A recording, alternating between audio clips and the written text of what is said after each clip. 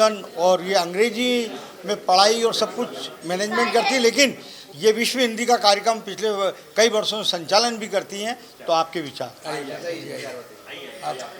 सबसे पहले तो मुझे लगता है कि हिंदी एक इमोशन है, क्योंकि जैसे मेरे बहुत सारे दोस्त, हम जब विदेश जाते हैं और जब हमें कोई मिलता है जो हिंदी में बात करे या फिर एक धोती कुर्ता या कुर्ता पहना है, तो हमें लगता है कि अच्छा हाँ ठीक है, ये इंडियन है।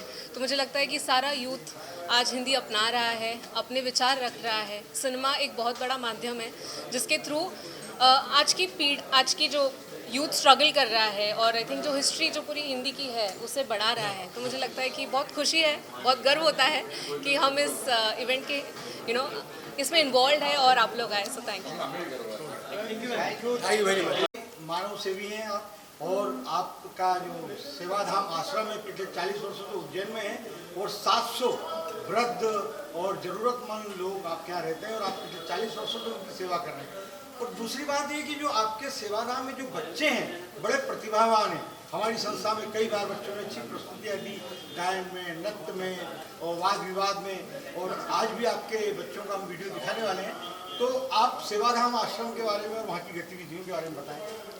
नमस्कार, मेरे नाम सुधीर भाई गोयल है। 1970 में जब मैं 13 साल का था, स्वामी विवेकानंद जी से प्रेरणा लेकर एक गांव में विद्यालय की शुरुआत की।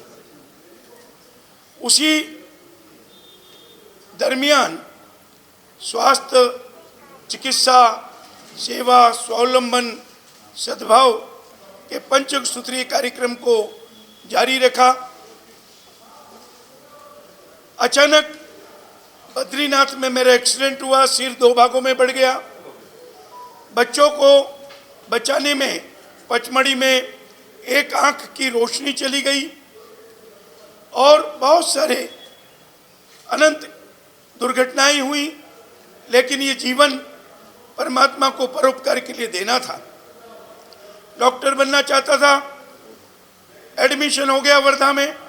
विनोबा भावे जी के प्रेरणा से मैंने वो चिकित्सक बनने का सपना छोड़ दिया, क्योंकि विनोबा जी ने कहा कि भारत की आत्मा गांव में बसती है और तुम गांव के चिकित्सक बनो। बाद में मेरा विवाह एक पोद्दार ग्रुप में हुआ। मेरे एक पुत्र का जन्म हुआ 1986 में। अचानक कुष्ठ धाम, जिसे लेप्रोसी विलेज बोलते हैं, मैं गया। कुष्ठ धाम में एक कुष्ठ रोगी नारायण एक झोपड़ी में सड़ी गली अवस्था में बेडसोल हो गए, हजारों कीड़े पड़ गए। उसको लेकर मैं अपने गैरेज में आया, जो पेडनेकर नर्सिंग होम के सामने था।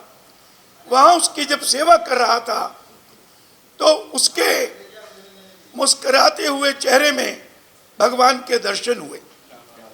मुझे लगा कि इससे बड़ा भगवान का जीवंत मंदिर कोई हो नहीं सकता, और कुष्ठ रोगियों के लिए काम करना चालू किया। बस्ती में पीने का पानी नहीं, गंदगी इतनी कि चूहे उनके अनसेंसेबल पार्ट को नोच डालते थे, खा जाते थे। ये सब एविडेंस मेरे पास है। 13 मार्च 1987 को मदर टेरेसा उज्जैन आई।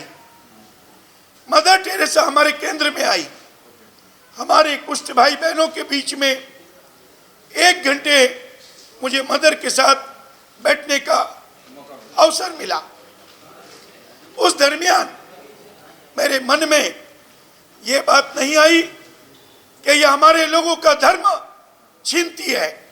मेरे मन में ये बात आई कि मैं भी ऐसा काम क्यों नहीं कर सकता। अगर मदर ऐसा काम कर सकती है तो हम भी कर सकते हैं। 1988 में बाबा आमटे आए। बाबा आमटे भी मेरे सेंटर में आए। उस समय व्यापार व्यवसाय काफ़ी विस्तृत था। भाई केशव राय जी से मेरे 40 साल के संबंध हैं। ये हमारे उज्जैन के गौरव हैं।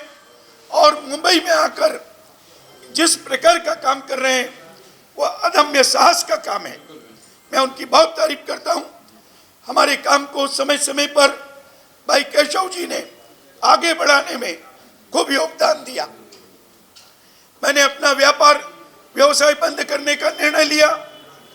घर परिवार समाज ससुराल सब विरोधी थे, कैसा काम क्यों कर रहे हैं, लेकिन मैंने हमेशा मित्रों वही माना जो मेरे मन ने किया, क्योंकि जब हम गलत काम करते हैं तब किसी से नहीं पूछते हैं, तो अच्छा काम करने में पूछने की जरूरत क्या है। आज की अगर बात करें स्पोर्ट में कम से कम सब अच्छा, केशव जी के बारे में क्या कहना चाहेंगे, आज जो तो इवेंट हो रहा है उसके बारे में बात करें। देखिए, मैं इस बात को समाप्त कर रहा हूं, तो उसके बाद में मैंने आश्रम के लिए भूमि तलाश की, उबड़ खाबड़ बंजर, जहां पर पानी बिजली संसाधन नहीं थे, आश्रम की शुरुआत की। आज 9000 से ज्यादा लोग वहां रह चुके हैं। कुष्ठ रोगी हैं, टीबी कैंसर पीड़ित, HIV मरणासन है। भगवान ने आश्रम की शुरुआत के बाद इकलौते बेटे को लिया, इकलौती बहन की हत्या हुई, पिता नहीं रहे, लेकिन उसका हमने पीछे मुड़ के नहीं देखा।